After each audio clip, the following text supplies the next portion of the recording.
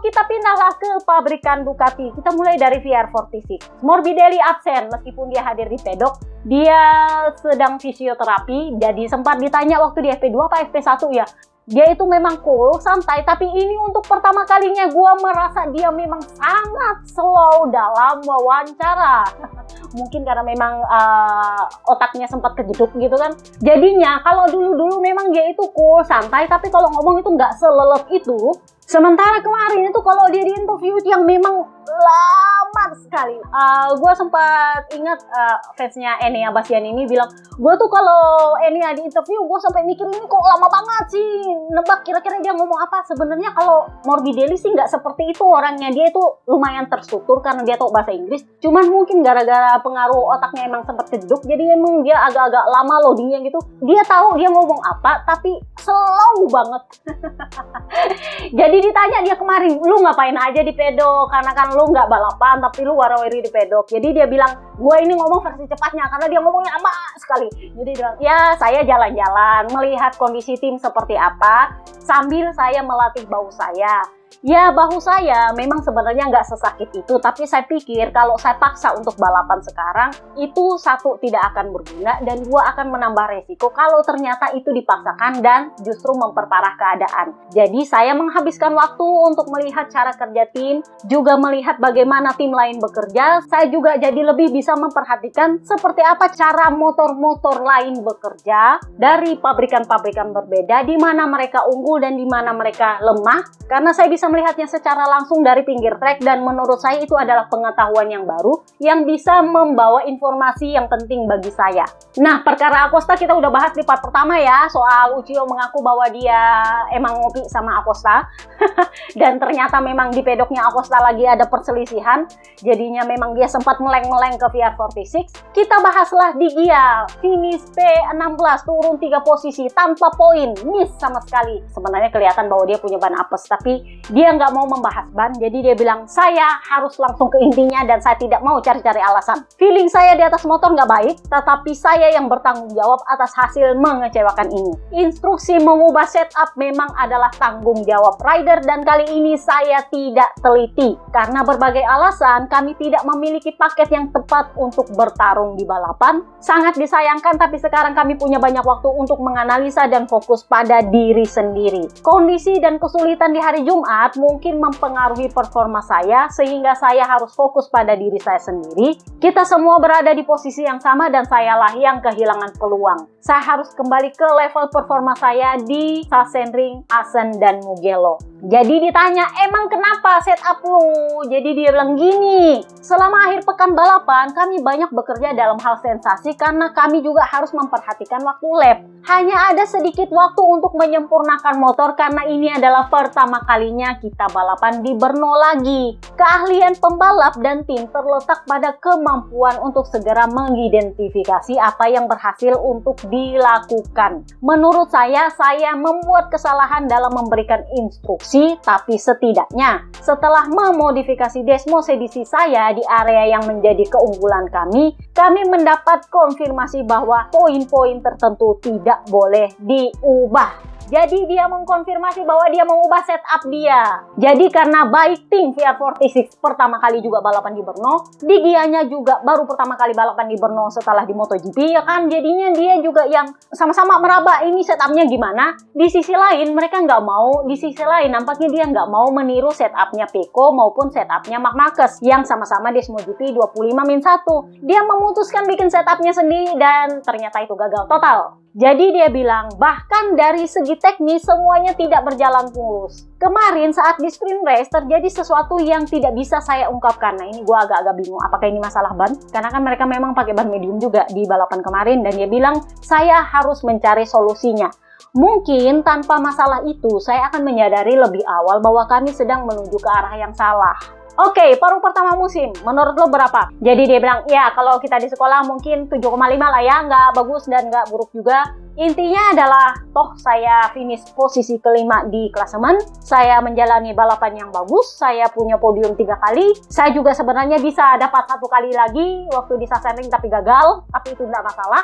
Kami cepat dan ketika kami tidak bisa tampil baik, kami langsung mengerti alasan dan apa yang terjadi di balik semua itu. Awal musim tidak mudah, jadi di paruh kedua saya akan mencoba untuk lebih konsisten. Secara pribadi saya tidak merasa buruk dengan diri saya sendiri, tetapi seperti yang saya katakan, selama akhir pekan Anda harus fokus pada banyak hal, mulai dari balapan hingga memberikan instruksi kepada tim. Di MotoGP ini setiap 10 detik sangat berarti, jadi Anda harus cepat. Jika tidak, Anda beresiko semakin terpuruk. Katakanlah kita tahu apa yang berbeda di Sachsenring dan apa yang kita perlu lakukan untuk kembali baik di musim ini. Saya hanya menganggap ini sebagai akhir pekan yang buruk. Untungnya ada banyak hal yang harus dan bisa dilakukan selain balapan. Dan sekarang saya ingin menikmati liburan, keluarga, dan mengunjungi kakek saya.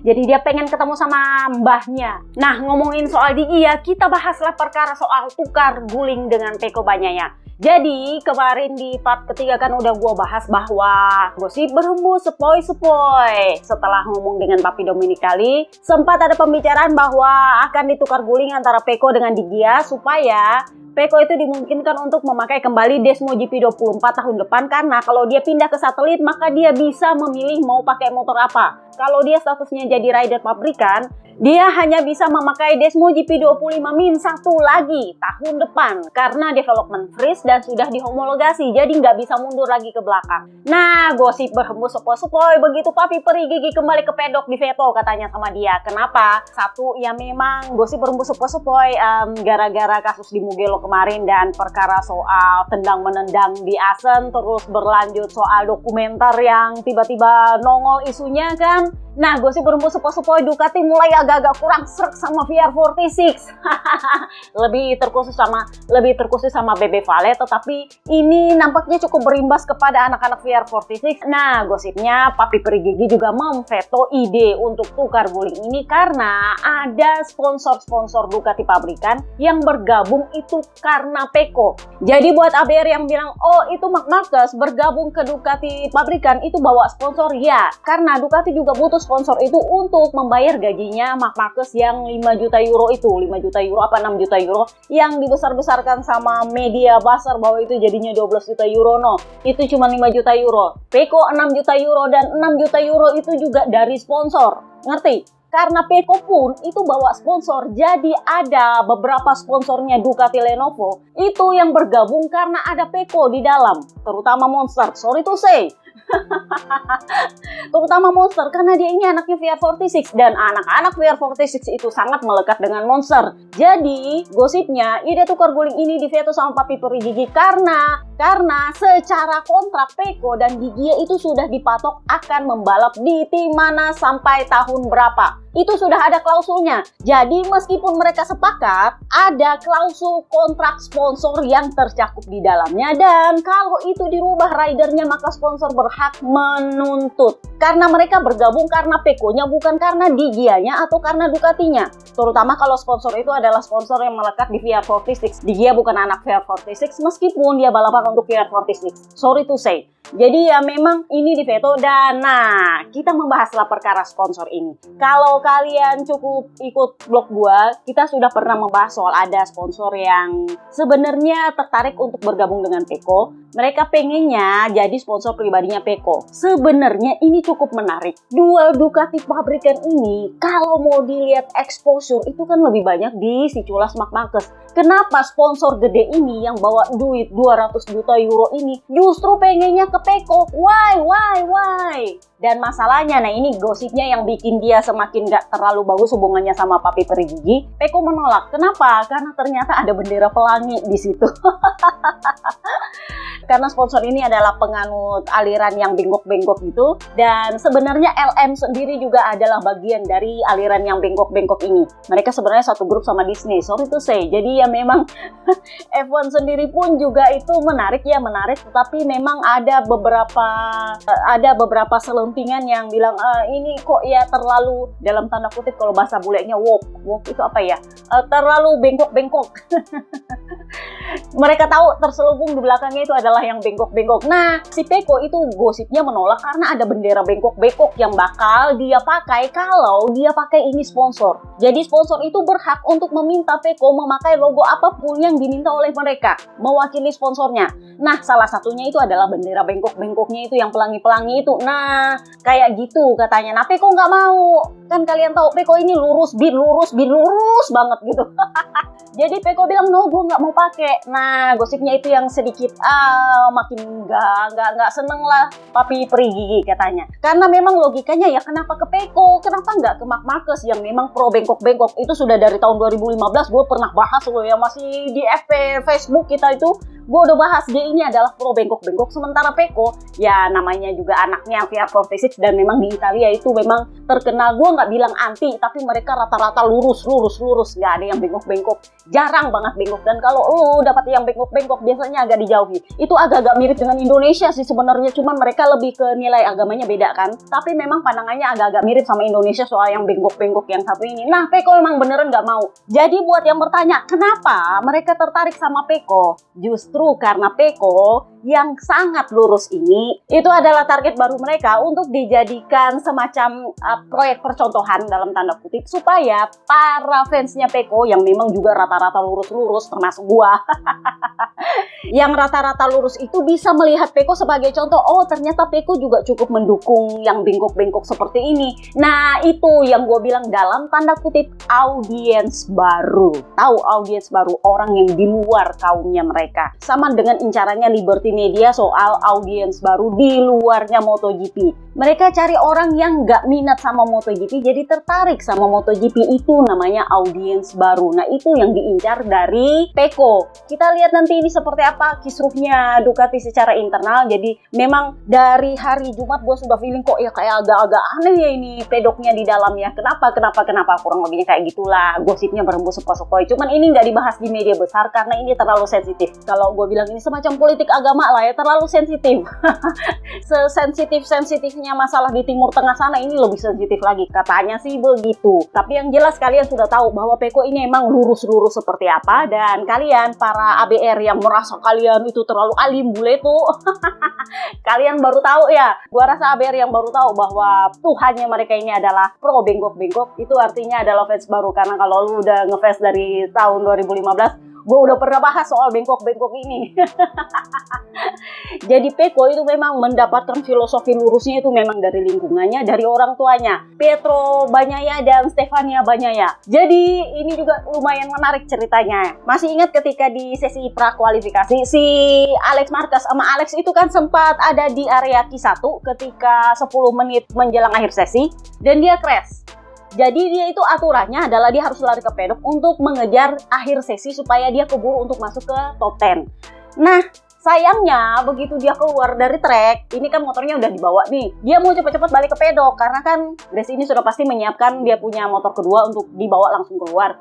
Nah, masalahnya adalah nggak ada skuter yang mau dia pakai ke pedok. Ada di situ, tahu nggak punyanya siapa? Punyanya papanya Peko, Pietro Bagnaia. Pietro Bagnaia sendiri udah bilang, sini yuk naik sama gua aja. Tahu nggak dia bilang apa? Gua tuh sebenarnya mikir mau ikut sama dia, tapi takutnya nanti dia jadi bahannya fans lagi buat nge-war. Jadinya saya pikir kok ya saya nggak mau bikin susah dia ya, karena saya punya hubungan baik sama dia. Nanti takutnya dia diserang sama fans atau jadi bahan sama fans. Jadinya saya berpikir gimana caranya ya saya bisa kembali ke pedok tanpa harus merepotkan dia. Nah, pas kebetulan datang Marshall pakai skuter.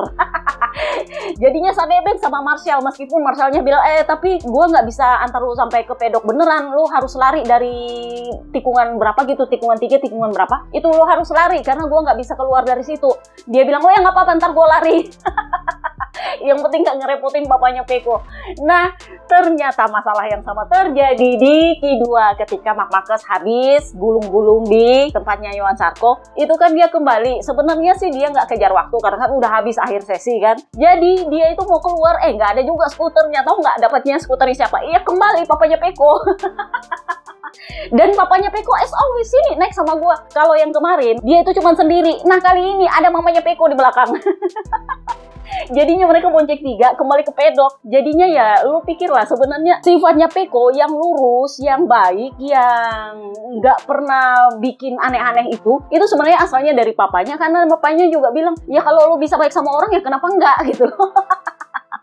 Jadinya Marcus itu nebeng sama keluarga banyak ya, itu nebeng sampai ke pedok. Dan si Peko ketika dia lihat itu di sprint race dia sempat senyum aja, dia bilang oh ya emang papa gue kayak gitu orangnya. Jadi setelah balapan kemarin, si Marcus kembali ketemu sama Peko dan keluarganya, dan dia sempat salaman sama mamanya Peko dan sempat salaman sama papanya Peko dan bilang selamat berlibur ya kalian sekeluarga. Karena ya memang seperti itulah, keluarga mereka itu baik banget, dan kalian bisa tahu dari mana Peko mendapatkan sifat yang lurus, yang jujur, yang adil, itu memang dari keluarganya. Kalau lu bisa baik-baik, yang penting jangan jahat. So, kita pindahlah ke race ini. Fermin Aldegar, finish P8, kena penalti 3 detik, jadi P11. Sebenarnya gue juga bingung, ini kenapa kena penalti? Karena gue juga nggak lihat dia ngapa-ngapain gitu kan. Fermin Aldegar juga sama, gue nggak ngerti kenapa gue kena penalti. Nah, makanya gue bilang, di seri Brno itu banyak yang dipertanyakan sebenarnya sistemnya, why.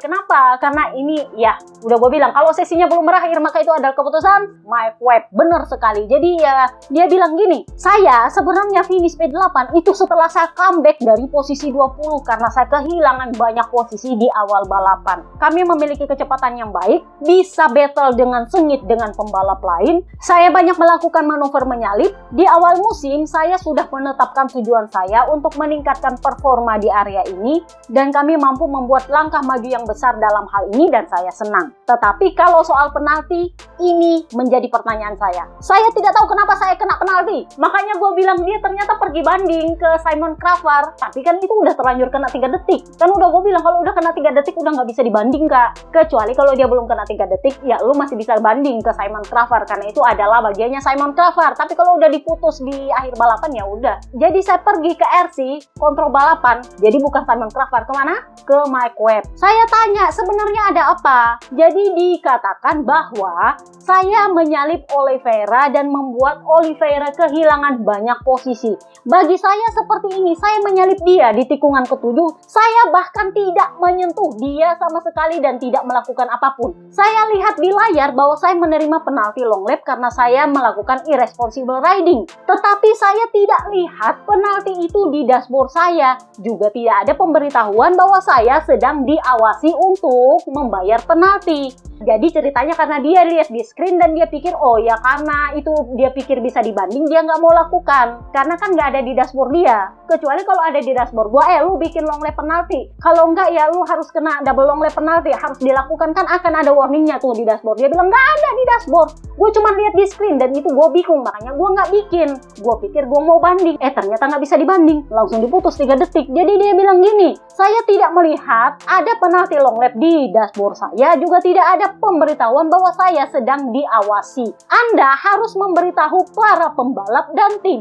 Kalau RD memberitahu saya sejak awal bahwa saya harus menjalani penalti long lap atau mundur 1 posisi atau apapun itu, saya pasti akan melakukannya dan itu tidak masalah. Yang penting nongol di dashboard. Nah ini kagak ada. Kenapa tiba-tiba ujuk-ujuk kok gue di penalti? Ceritanya apa nggak jelas, di dashboard nggak ada tapi di screennya ada. Begitu gue finish kena penalti 3 detik. Ini ceritanya gimana?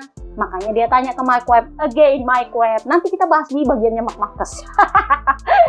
Jadi dia bilang begini, saya merasa ketika saya menyalip, saya melakukan itu tidak sampai di limit. Saya tidak menyentuh dia. Saya mungkin melebar, tapi saya tidak menyentuh dia. Ya namanya balapan ya begitu.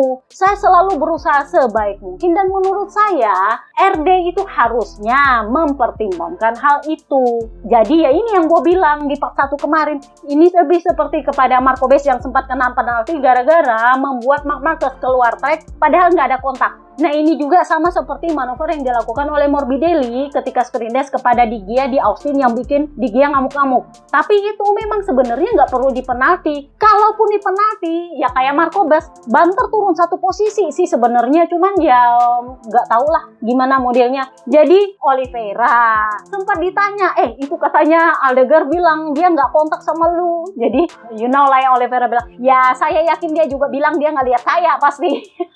Karena kan memang kalau udah di depan ya mestinya dilihat katanya. Pokoknya seperti itu dan udah diputus mau diapa. So, kita pindahlah ke Alex Marquez, DNF. Ini ceritanya sama Joan Mir. Jadi ya, dia bilang, sayangnya saya melakukan kesalahan. Saya sebenarnya tidak bermaksud menyalip Joan Mir. Tetapi saya sebenarnya cuma pengen melihat-lihat apakah ada posisi yang tepat untuk mencoba menyalip atau tidak. Saat itu saya terlalu jauh di dalam sehingga kehilangan kendali di ban depan dan sayangnya saya menyentuh Mir. Apa yang terjadi akan membantu saya mendapatkan pengalaman dan lebih memahami motor dan bagaimana menangani situasi serupa bila terjadi di masa yang akan datang. Saya meminta maaf kepada semua orang atas insiden ini, kepada tim saya dan juga kepada Mir. Kami perlu meningkatkan performa untuk di masa depan, tetapi hal-hal seperti ini bisa terjadi. Intinya adalah dia tidak bermaksud untuk menyalip, tapi apa sih kalau orang Manado bilang bahu-bahu dan ini kira-kira pasti deh. Cuman dia terlanjur nyundul kepalanya, nah kejeduk. Kurang lebih kayak gitulah. Jadi ditanya lah, lu emangnya berdebat apa itu sama Joan Mir di situ? Jadi dia bilang gini, waktu itu kami masih sama-sama panas. Jadi ya nggak bisa banyak yang dikatakan. Kalau mau dipikir juga banyak hal yang tidak masuk akal karena kita juga sama-sama nggak terlalu mengerti momennya seperti apa. Yang pasti saya minta maaf sama dia karena hanya itu yang bisa saya lakukan. Sudah nggak bisa ngapa-ngapain lagi. Jadi gara-gara dia crash, dia makin ketinggalan di klasemen. Jadi dia bilang ya kalau dari klasemen ya saya pikir juga mustahil untuk bisa jurdun, sangat sulit. Karena bagi kami pun berada di posisi kedua klasemen itu adalah sesuatu yang ajaib karena itu berarti kami sudah melakukan pekerjaan yang hebat. Saya akan mencoba pulih dan bersiap untuk Austria. Kalau kalian tanya soal penilaian saya untuk paruh musim pertama ini, ya 8,5 lah ya. Terlepas dari kesalahan hari ini, saya harus bilang bahwa ini adalah paruh pertama musim yang bagus. Kami perlu mengevaluasi hal-hal positif dan bertumbuh untuk masa depan, menghindari kesalahan seperti hari ini, dan menimba pengalaman. Akhir pekan ini saya menunjukkan kecepatan yang luar biasa dan kami perlu mempertahankannya untuk masa depan sambil mempersiapkan diri untuk memulai kembali berkompetisi. Kami perlu mendapatkan perasaan yang tepat terlebih dahulu, bersikap tenang dalam mengambil keputusan, terutama untuk membuat penilaian yang tepat terkait dengan setup. Ini merupakan poin yang perlu difokuskan dan dikerjakan untuk bulan Agustus. Secara pribadi, saya perlu mencoba untuk lebih rileks di beberapa area, mempersiapkan diri sebaik mungkin untuk memulai kembali dan bertujuan untuk mengumpulkan poin sebanyak mungkin. Tanpa kecelakaan ini, menurut saya sangat percaya diri hari ini, terutama saat pemanasan. Saya pikir saya bisa finish di 5 besar tanpa kecelakaan ini. So, kita pindahlah ke Pecco Bagnaia yang kemarin mampir ke Brembo setelah pulang dari Brno bareng Papi Perigi. Dia finish P4 turun 3 posisi dari pole position. Sebenarnya juga dia nggak niat untuk ngambil pole position ABR. Lu nggak usah nyinyi-nyinyi, lu bangga dapat pole position. Sebenarnya juga dia nggak niat ngambil pole position sih sebenarnya. Tujuannya dia adalah gimana caranya supaya bukan Alex Marquez yang di belakangnya Marc Marquez, tapi dia. Ngerti maksud gua? Cuman kan yang nggak ada yang tahu kalau ternyata Marc Marquez ujungnya makan batu. Itu juga lolos penalti. Jadi kalau kalian ngintil gue di X, kalian tahu bahwa sejak hari Jumat gue merasa ada yang salah dengan timnya. Bukan ada yang salah sih, ada yang aneh. Kenapa? Karena di sesi pra-kualifikasi, timnya itu nggak tahu pakai strategi seperti apa yang ternyata bukan strategi yang diinginkan oleh Pecco Bagnaia. Gue nggak tahu apakah ini sepengetahuannya Tardosi atau enggak, tetapi Tardosi memang mengaku dia salah. Tim yang salah katanya. Jadi kalian bisa lihat selama 60 menit sesi pra-kualifikasi, dia itu kebanyakan ada di pedok, nggak jelas mau ngapain, mau bikin apa, nggak jelas. Sampai akhirnya di menit-menit terakhir dia keluar dan ternyata dia keluar pakai ban yang salah. Dia pakai ban soft ketika track itu sebenarnya sudah mesti pakai ban medium karena udah mulai kering. Jadi ternyata tim itu meminta dia untuk menghemat ban, stay aja di pedok karena kondisinya track kan lagi mengering karena di awal-awal sesi kan masih basah tuh. Jadi diminta dia untuk diem aja di pedok sampai tracknya diketahui kira-kira pakai ban apa yang cocok. Nanti dia keluar langsung 1 kali ban soft untuk cetak waktu lap yang bagus, ban soft basah maksudnya. Karena memang di awal sesi itu tracknya memang masih basah banget. Yang gue bingung adalah kondisi dimana tim itu meminta untuk dia diem aja untuk menghemat ban dan ketika dia keluar dia pakai ban basah yang soft. Ketika rider lain itu pakai ban basah yang medium dan dia ternyata juga sebenarnya minta ban basah medium. Tapi dipasang sama tim ban basah soft, ya amburadul lah. Jadinya ya dia terdampar lah ke Q1.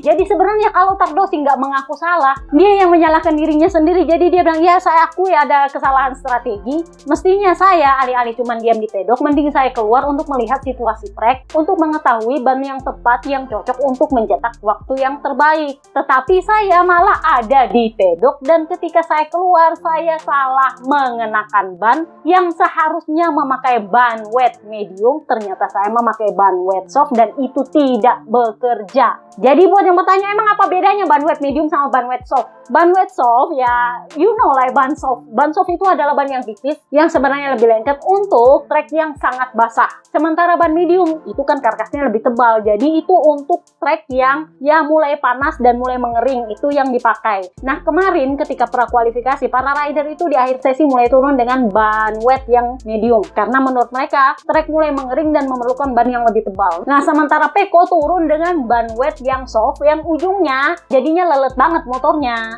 Jadi Pecco pada dasarnya ya mengaku bahwa dia salah, sampai Papi Tardosi bilang itu salah tim. Karena sebenarnya timlah yang memasang ban basah soft ketika rider dengan jelas meminta ban basah medium. Tetapi saya yakin Pecco akan bisa lolos dari Q1. Ya pada akhirnya dia lolos Q1 dengan strategi, karena dia tahu bahwa dia adalah kintil yang diincar oleh semua orang, dan dia tahu kondisi dia itu tidak sedominan tahun lalu ketika kalau dia dicuri kintil dia masih bisa lebih baik. Sekarang kalau dia dicuri kintil dia emang hilang.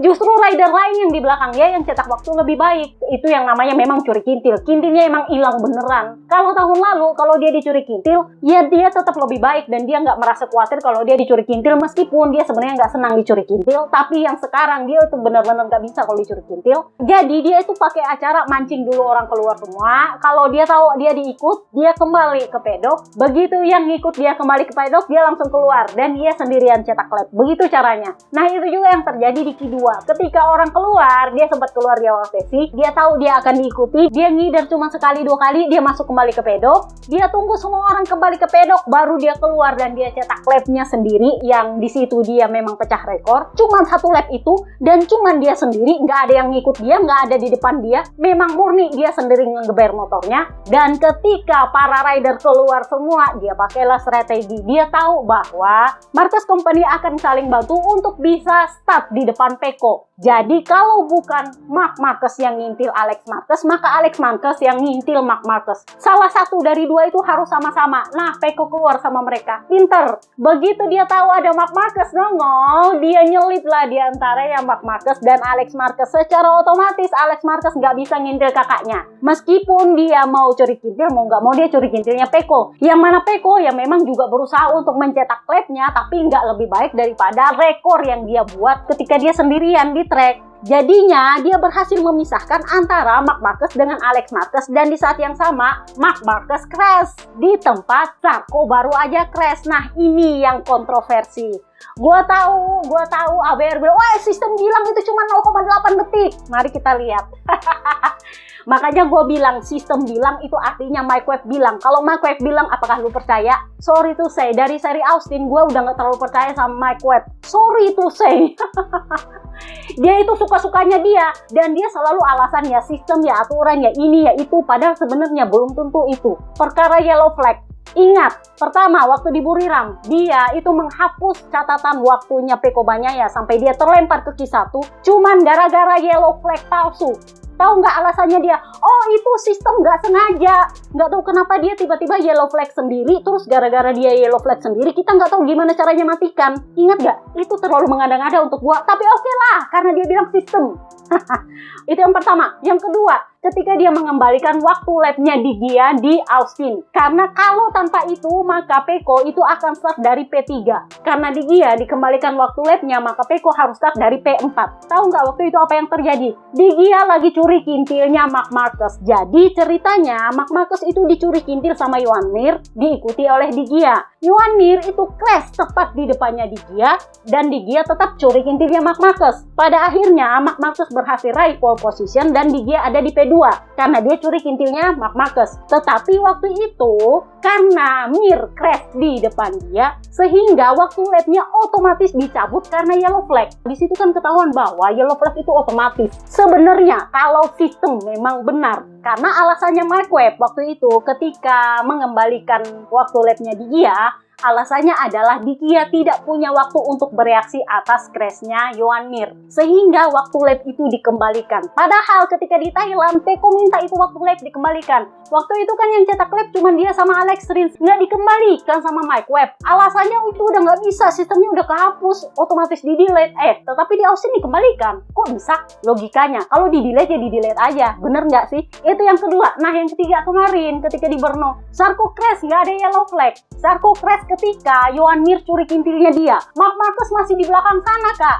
Jadi MotoGP itu berusaha membenarkan dengan memakai 0,8 detik jeda crash antara Zarco dengan Marc Marquez. Logikanya nggak mungkin 0,8 detik. Kalian lihat footage-nya di videonya itu aja kelihatan ketika Zarco itu sudah crash, Marc Marquez baru mau masuk tikungan, itu jelas bukan 0,8 detik. Kalau 0,8 detik itu kalau posisinya dia ada di posisinya Mir, itu 0,8 detik ya. Karena kan posisinya Mir itu ada tepat di belakangnya Zarco crash itu 0,8 detik iya. Tetapi Marc Marquez itu lagi di sana baru mau masuk tikungan, Zarco udah crash di sini. Itu footage pertama yang kelihatan di video yang menyatakan 0,8 detik itu sendiri. Yang kedua footage-nya adalah Zarco sudah jalan keluar gravel ketika motornya Marc Marquez gelundung masuk ke gravel.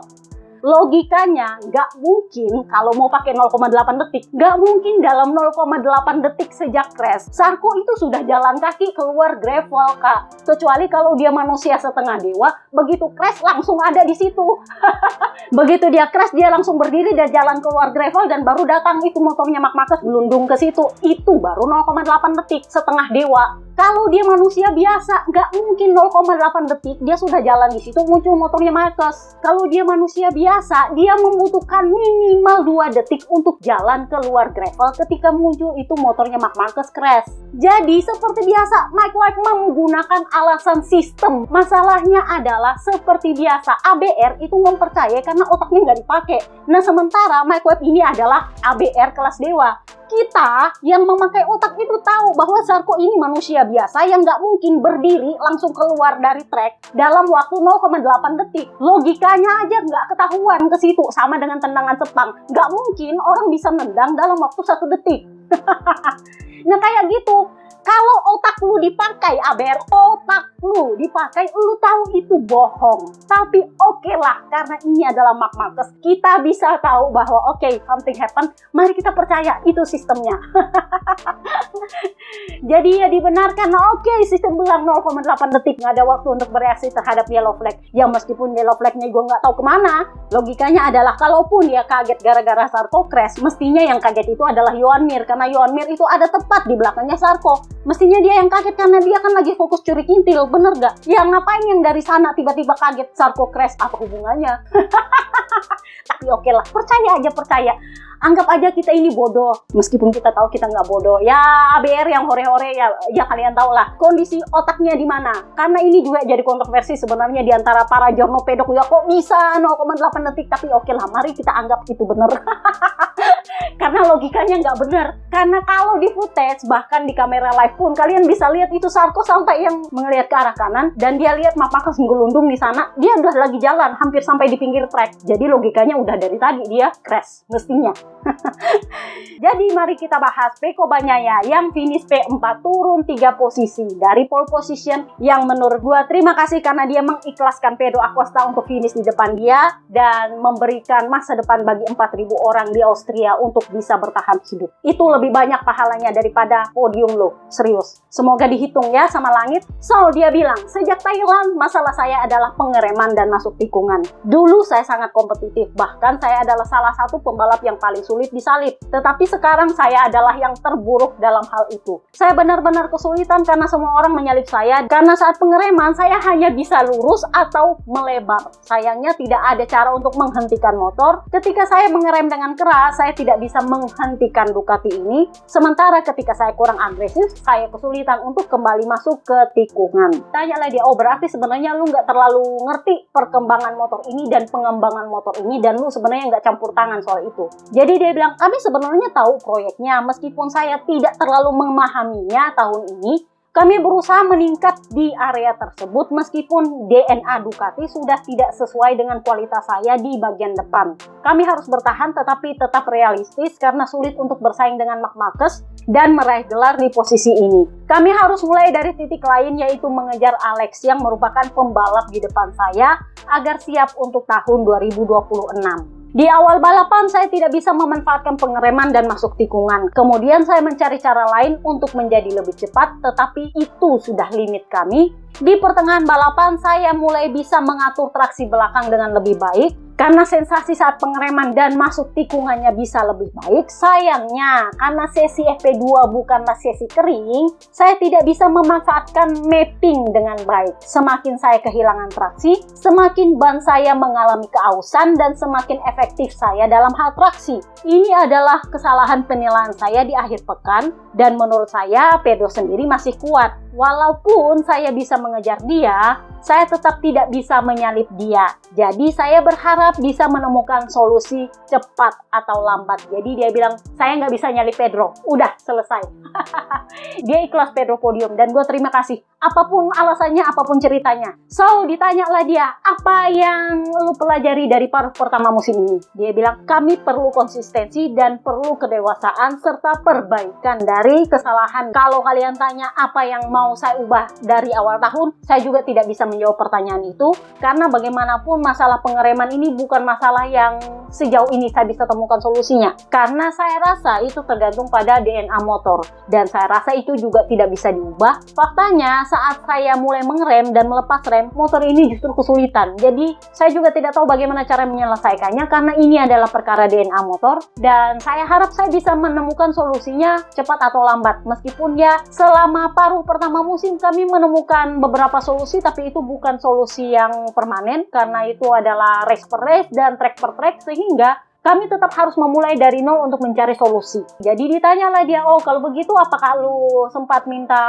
part baru gitu untuk tes Misano? Karena kan akan ada tes Misano. Jadi dia bilang, saya rasa kami tidak akan memperbaikinya. Mungkin di tes akhir tahun kami akan bisa memahami lebih banyak, tetapi kami tidak akan meningkat. Mungkin kami hanya bisa beradaptasi. Austria adalah balapan berikutnya. Saya selalu berhasil membuat perbedaan di sana, tapi ya kita lihat saja nanti, karena segala sesuatunya bisa terjadi. Sejauh ini hanya Marc yang mampu membuat perbedaan dengan motor kami. Entah kenapa sulit mengendarai GP25 di sini, dan hanya dia yang mampu membuat perbedaan, terutama di tikungan kiri. Saya mencoba membuat perbedaan di tikungan kanan, tetapi tidak berhasil, dan saya bisa melihat bahwa KTM dan Aprilia justru sangat tajam di sana. Jadi digangguin lah dia, ini kan lu bakal libur nih 3 minggu. Kira-kira lu lebih senangnya pergi liburan atau lu balapan balik lagi back to back? Jadi dia bilang gini, kalau dalam back to back balapan seminggu itu saya tahu saya bisa menyelesaikan masalah saya nggak apa-apa lah balapan, yang penting saya tahu solusinya apa. Artinya ya kalau enggak ya ngapain.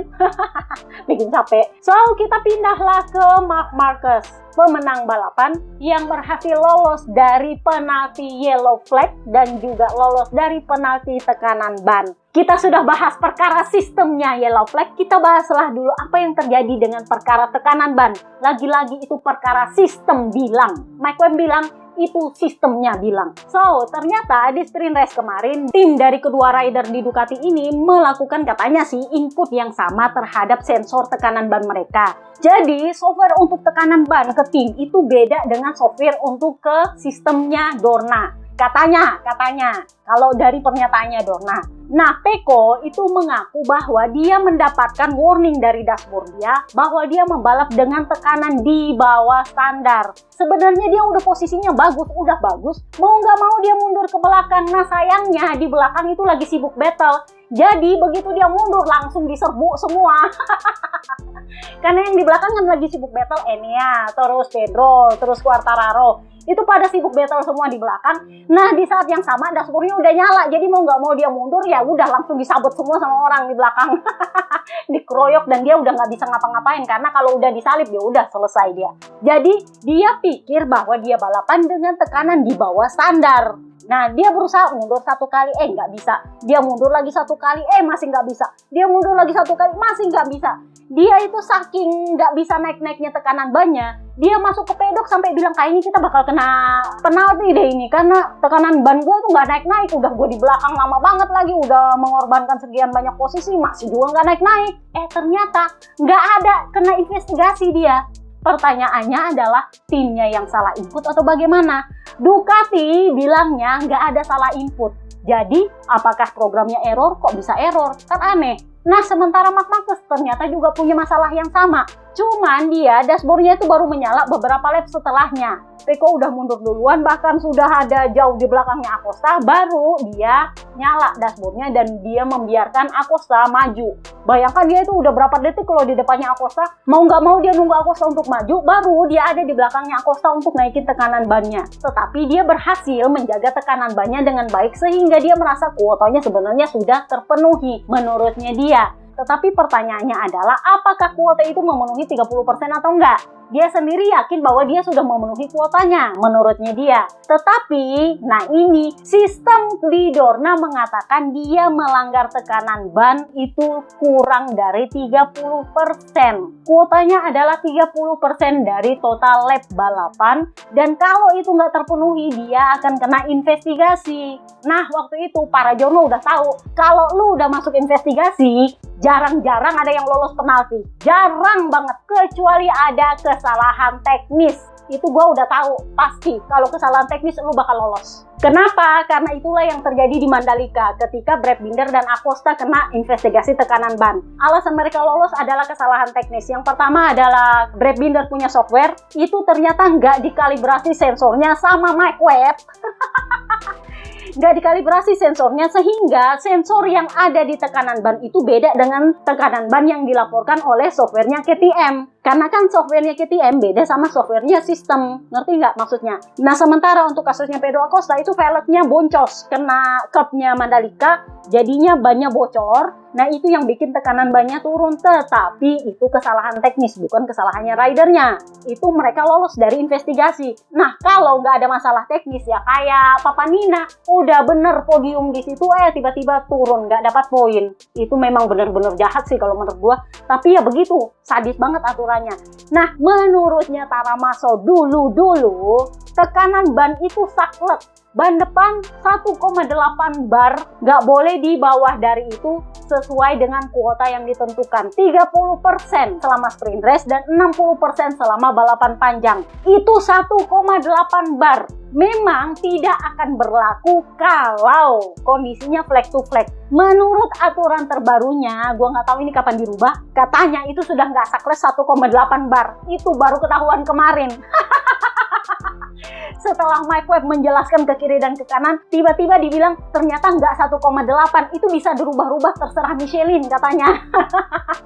Karena terakhir kali Taramaso bilang itu harus 1,8 bar, sementara ban belakang itu 1,68 bar. Itu udah saklek, harus dipenuhi dengan kuota jumlah lap yang sekian, dan bisa dipertimbangkan tergantung kondisi ketika balapan, entah itu ketika basah atau ketika flag to flag atau ada sesuatu yang terjadi. Tetapi kalau race-nya nggak ada apa-apa, itu sakleknya seperti itu katanya. Jadi kalian bisa lihat di Qatar yang dingin itu pun tetap harus 1,8 Kak. Makanya Maverick Vinales kena penalti. Itu saking dinginnya Qatar tetap dipakai 1,8. Nah, sementara untuk kasusnya Marc Marquez kemarin, pembelaannya Mike Webb katanya terjadi kesalahan teknis pada sistemnya. Jadi kalau nggak ada masalah dengan motornya, nggak ada masalah dengan softwarenya, nggak ada masalah apa-apa gitu sama ridernya, ya sistemnya akhirnya yang disalahin. Jadi menurutnya mereka, kalau kalian lihat dari penjelasannya Mike Webb, katanya para rider yang diinvestigasi, yaitu Ai Ogura, Alex Rins, dan Marc Marquez, itu tidak dikenai penalti karena ternyata sistemnya yang terjadi kesalahan input batas minimal tekanan ban.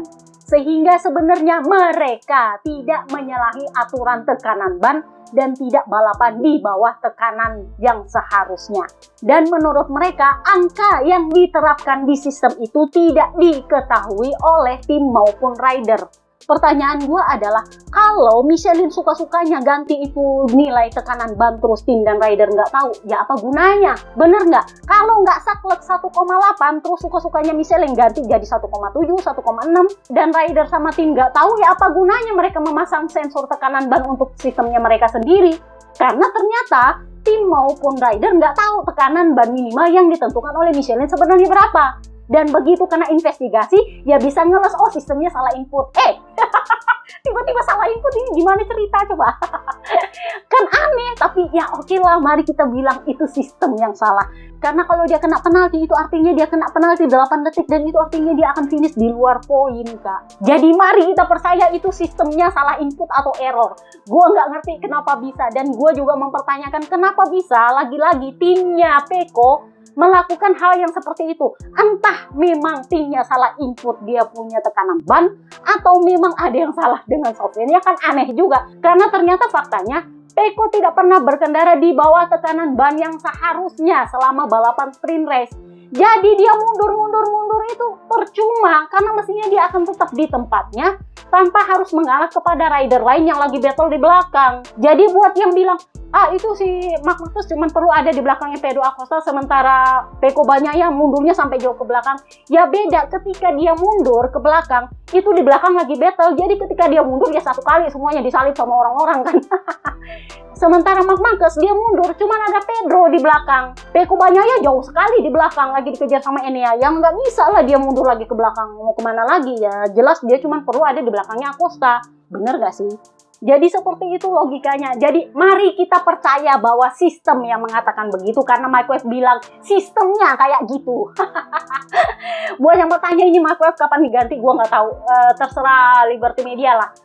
Gue sendiri juga nggak tahu, itu bukan haknya Liberty Media ya kalau race direction. Itu sebenarnya ditunjuk oleh FIM dan disepakati oleh IRTA dan MSMA sebenarnya. Jadi gue nggak tahu apakah dia bisa diganti atau enggak, dan kalaupun dia diganti itu harus akhir tahun setelah musim, sama seperti Freddie Spencer itu digantikan oleh Simon Crawford di awal musim.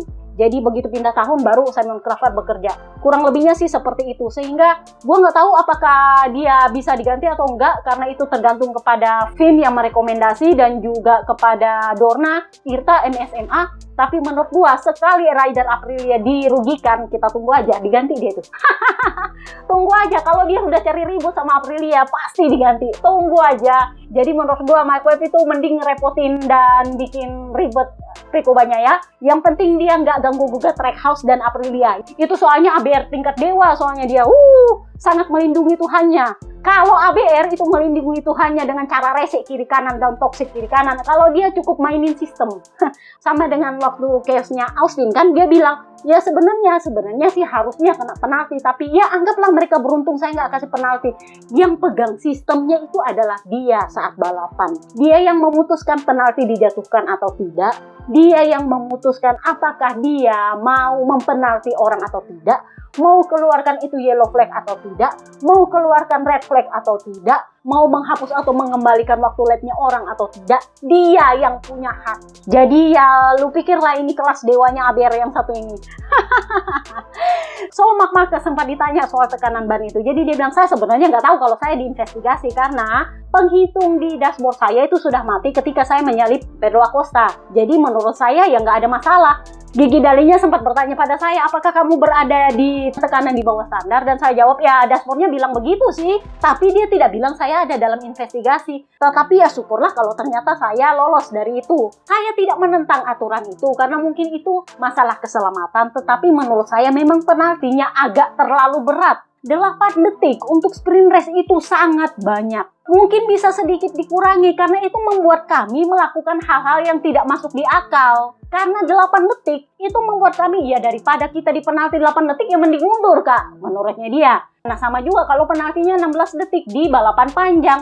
Kalau kamu nggak mau mundur, itu artinya kamu harus punya gap 16 detik di depan rider kedua. Nah itu kan sulit. Dan itu maaf, memang sangat mengganggu kejuaraan dan membuat balapan menjadi tidak masuk di akal. Tapi ya, kan yang bikin aturan bukan kita. Buat yang bertanya apakah di Thailand itu dia sengaja atau enggak, karena itu kan gini, kemungkinan dia nggak sengaja melakukan itu karena kondisinya memang Brno nggak sepanas itu. Tetapi di Thailand itu jelas dia sengaja melakukannya karena dia balapan jauh di bawah tekanan standar. Mengingat Buriram itu waktu itu panasnya minta ampun. Jadi logikanya dia itu start dengan tekanan jauh di bawah standar dengan asumsi bahwa selama balapan bannya itu akan mengembang karena cuacanya panas sekali. Ternyata tekanannya nggak naik. Itulah kenapa dia pakai adiknya sebagai jongos. Itu dia memang melakukannya dengan sengaja dan itu terkonfirmasi oleh siapa? Oleh Papi Poncharal. Dia tahu bahwa itu sengaja. Nah sementara kalau di Brno kemarin dia nggak sengaja karena memang kondisinya Brno nggak sepanas itu. Jadi kemungkinan dia start dengan tekanan yang gua nggak tahu apakah itu di bawah standar atau enggak. Tetapi yang jelas dia nggak sengaja start dengan tekanan yang jauh di bawah standar. Mungkin dia di bawah standar tapi nggak jauh di bawah standar. Beda dengan Buriram kemarin, itu memang kelihatan dia jauh di bawah standar karena itu balapan panjang. Balapan panjang capnya adalah 60%. Sehingga kalau lu mau lolos penalti 16 detik, lu harus ada di belakang rider selama 60% balapan. Dan itu yang dia lakukan. Artinya memang tekanan bannya jauh di bawah standar. So, kita bahaslah dia yang akhirnya finish jauh di depan di klasemen. Jadi dia bilang, ya secara logika sebenarnya gelar judul sudah di tangan, tetapi saya tidak mau berpikir seperti itu karena kalau saya ingat-ingat kembali ketika tahun 2019 saya berpikir ingin segera kunci judul secepat mungkin, tetapi ujungnya saya malah crash di Misano. Jadi sekarang saya tidak mau berpikir seperti itu. Mari kita berpikir lebih berhati-hati karena dengan kondisi seperti ini saya hanya bisa kehilangan jurdun oleh diri saya sendiri. Entah saya melakukan kesalahan, entah saya apa, tetapi hanya saya yang bisa kehilangan jurdun saya. Malam ini saya akan merayakannya bersama teman-teman saya. Ini adalah tradisi yang saya tidak mau langgar. Kami sudah membuat langkah maju di tes Aragon dan tidak ada part-part baru lagi, hanya ada perbaikan setup. Saya memiliki kecepatan yang sama tetapi dengan kepercayaan diri yang lebih tinggi. Ini memungkinkan saya untuk memberikan 100% di balapan terakhir. Paruh pertama musim ini menjadi salah satu yang terbaik dalam karir saya, setara dengan tahun 2019. Tim bekerja dengan sangat baik dan motornya juga bagus. Semua ini memungkinkan saya untuk mengendalikan insting dan tidak menyerang di setiap lap yang membantu saya mempertahankan konsentrasi dan konsistensi ini. Saya senang karena sepertinya saya bisa tampil baik di semua track dan dalam segala kondisi. Kita tidak boleh lupa bahwa tahun ini saya bergabung dengan tim baru, jadi kami perlu meningkatkan komunikasi. Tim bekerja dengan sangat baik dan saya memahami serta beradaptasi dengan metode kerja tim pabrikan. Dengan begitu kami bisa memanfaatkan segalanya dan memberikan 100% di setiap sesi. Tahun lalu di Gresini juga adalah tahun yang sangat krusial. Tim Gresini memberi saya kesempatan untuk kembali. Saya belum membalap dengan sempurna saat itu, tetapi saya semakin percaya diri. Dalam 5 tahun terakhir saya kehilangan kesempatan untuk memperebutkan gelar juara karena cedera, tetapi di saat yang sama saya telah berkembang pesat secara pribadi. Memang tidak menyenangkan melewati momen-momen tertentu, tapi terkadang momen-momen itu membantu Anda untuk berubah. Jadi ditanyalah dia soal balapannya, jadi dia bilang, saya tidak pernah tahu seberapa besar margin yang saya miliki, tetapi saya mencoba memanfaatkan 2 atau 3/10 detik ekstra keunggulan ketika ada pembalap lain yang mendekat kepada saya. Seperti yang saya lakukan hari ini kepada Bezzecchi. Rencananya memang memimpin balapan sejak awal, tetapi ketika Marco menyalip saya melihat dia cepat saat mengerem. Jadi saya memutuskan untuk menunggu. Ketika saya merasakan ban mulai aus, saya langsung menyerang karena saya bisa mulai mengendalikan motor. Akhirnya saya berhasil dan itu cukup untuk membawa pulang 25 poin. Yang harus saya jaga hingga akhir musim adalah tidak kehilangan konsentrasi, karena itu adalah salah satu alasan saya jatuh di Austin. Saya mulai memperbaikinya dan sekarang saya bisa lebih fokus. Itu tidak pernah menjadi masalah, tetapi terkadang sulit mempertahankan intensitas ketika Anda memiliki keunggulan besar. Selama ini saya sudah mengubah gaya saya, terutama setelah cedera, karena saya tidak lagi diizinkan untuk berkendara secara agresif selama banyak lap. Hal ini memaksa saya untuk beradaptasi dengan kondisi fisik saya. Secara keseluruhan saya baik-baik saja, tetapi saya harus berkendara dengan cara yang berbeda. Selain itu, saya merasa nyaman di atas motor, dan rasanya semakin halus saya berkendara, semakin cepat saya. Saya suka itu, meskipun begitu, saya harus terus meningkatkan diri di beberapa area. Bagi saya, satu-satunya prioritas saat ini adalah memenangkan gelar. Saya berusaha jujur, sekarang hanya saya yang bisa kehilangan gelar itu. Masih ada 10 balapan tersisa, saya harus menjaga mentalitas yang sama dan semangat tim yang sama. Saya hanya ingin menjadi juara dunia lagi. Kita hanya membicarakan rekor ketika seseorang akan memecahkannya. Saya sudah memenangkan 5 balapan berturut-turut di masa lalu, tetapi sekarang lebih sulit karena juga ada balapan sprint race. Nah, akhirnya ditanyalah dia soal keunggulan 120 poin dari adiknya, Emak Alex. Emak Alex sendiri juga bilang bahwa saya tidak pernah berpikir bahwa saya akan bersaing Jurdun. Jadi dia juga bilang bahwa mengendalikan poin bukanlah mentalitas saya. Kalau saya bisa menyerang, maka saya akan melakukannya di setiap balapan. Pada akhirnya dia ditanya, ketakutan terbesar lu apa? Saya takut cedera lagi. Nah, kita lihatlah. So, perkara soal cedera kita bahaslah Sepang Clash 2015. Kayaknya ada yang mendengarkan podcast Jerman GP part ketiga kemarin, perkara soal Sepang Clash dokumenter. Di Marc Marquez sempat ditanya, lu nggak ada niat gitu damai sama Valentino Rossi? Kan Bebe Vale bilang nggak mau damai. Emang dari Mugello dia bilang nggak mau damai. Jadi dia bilang gini, kalau perkara soal damai atau nggak damai, itu kan perlu 2 orang. Kalau yang sana nggak mau damai, ya masa gue mau damai? Ya nggak bisa lah. Nggak akan ada damai kalau salah satu pihak nggak mau damai. Dia nggak bilang dia mau damai. Dia cuma bilang kalau yang sana nggak mau damai, ya nggak bisa damai. Jadi buat yang bilang bahwa Valentino Rossi ini rugi sendiri kalau dia nggak mau damai sama Marc Marquez, dia rugi apa? Nggak rugi apa-apa. Ingat, tuduhan dan fitnah soal tendangan dari Marc Marquez yang berbuah penalti yang dijatuhkan oleh Mike Webb, ABR kelas dewa itu membuat Valentino Rossi harus kena penalti dan dia harus mulai dari belakang di Valencia. Dan secara otomatis itu ajaib kalau dia bisa menang Jurdun di situ. Karena dia start dari belakang, dia sudah berusaha semampunya dan pada akhirnya dia tetap finish di P4. Nggak bisa apa-apa lagi, jelas nggak bisa. Dan itu berawal dari tuduhan lihat kakinya. Pertanyaannya adalah kalian mau memaksa Valentino Rossi untuk berdamai perkara itu. Ini bukan perkara soal masa lalu yang sudah terjadi 10 tahun lalu. Bukan. Ini bukan soal maaf-maafan. Ini soal kebenaran yang ditegakkan. Sampai Marc Marquez jujur apa yang terjadi ketika dia crash, nggak akan ada rekonsiliasi di situ, nggak ada. Kenapa? Karena semua itu berawal dari tuduhannya Marc Marquez soal kakinya Valentino Rossi. Kakinya yang cuma 1 detik bergerak itu yang perlu di slow motion untuk bisa lihat apakah itu bergerak atau enggak. Itu yang jadi awal sampai dia dijatuhkan penalti. Dan Mike Webb bilang, oh kakinya jelas melakukan sesuatu di situ. Itu Mike Webb udah nuduh juga. Makanya kan Valentino Rossi bilang, race direction, alih-alih mencoba mencari tahu apa yang sebenarnya terjadi, justru ikut menuduh saya. Tanpa melihat apa yang sebenarnya terjadi dari kamera, apakah memang benar saya menendang atau enggak. Karena menurut saya tidak ada kontak. Kalau kontak terjadi itu pasti kelihatan, pasti terbukti, dan saya pasti merasakan, dan saya tidak merasakan apapun. Dan kalau mau pakai aturan tikungan, ketika Marc Marquez jatuh, Bebe Vale itu sudah di depan dan di dalam. Dia sama sekali nggak bersalah kalau Marc Marquez crash. Ingat ketika Ascent Kick antara Quartararo sama Marc Marquez sendiri bilang kalau saya crash gara-gara ditendangnya, emang beneran ditendang sama Quartararo, itu 2 detik loh kakinya naik tek. Itu emang beneran ditendang. Dia bilang kalaupun saya crash gara-gara tendangan itu salah saya.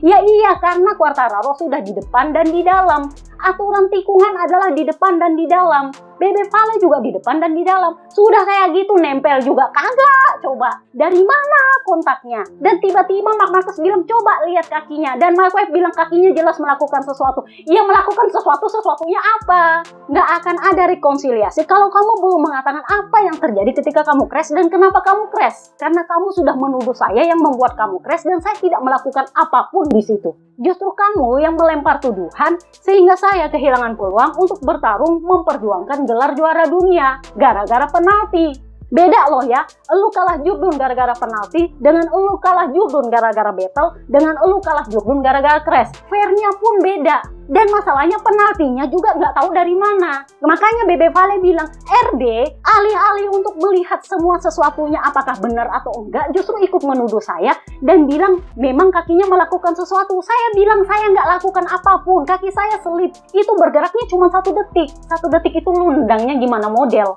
Quartararo yang nyata-nyata nendang di Assen kemarin, di sprint race, itu perlu 2 detik. Kalau mau pakai acara ngeles nyangkut di rem, itu perlu 3 detik minimal. Itu pun pasti kelihatan, motornya geol-geol dulu.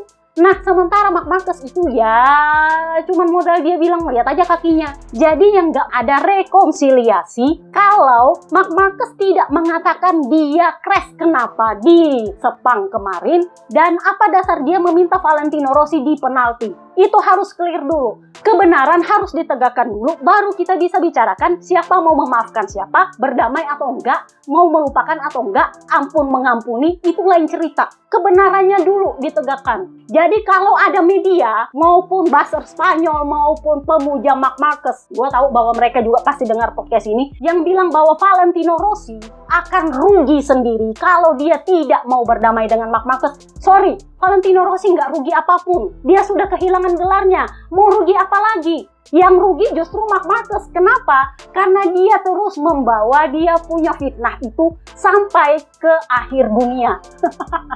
Karena itu pada akhirnya membuat fans dia makin toksik karena nggak bisa mikir-mikir bagus dan selalu menolak apapun yang terjadi. Di sisi lain, yang makin pintar juga makin ini kok ya fansnya makin hari makin nggak ada otak. Sorry Dorna ya, tapi seperti itu ceritanya. Nah sementara Ducati, ini sebenarnya agak lucu sih. Ada gosip berhembus sepoi-sepoi di belakang sana katanya alasannya Ducati juga merekrut Marc Marquez itu adalah karena dia ini selalu diloloskan penalti oleh Mark Webber sehingga mereka selalu diuntungkan. Jadi mau nggak mau Ducati diuntungkan karena apapun yang dilakukan oleh Marc Marquez selalu diloloskan penalti. Kebal penalti. Jadi ya mereka makin lempeng jalannya untuk Jordan. Sementara kalau Pecco kemarin kan dikit-dikit kena penalti, dikit-dikit ada masalah. Apalagi kalau dia ributnya sama Clint Marquez kan ya gampang banget itu turun penalti. Apalagi zamannya Freddie Spencer kak. Jadi sebenarnya di paruh pertama musim ini kita bisa melihat bahwa Mike Webb sangat amat kurang profesional dalam mengelola balapan, terutama soal ngeles, soal mencari alasan. Karena alasannya dia seolah-olah kita ini bego gitu.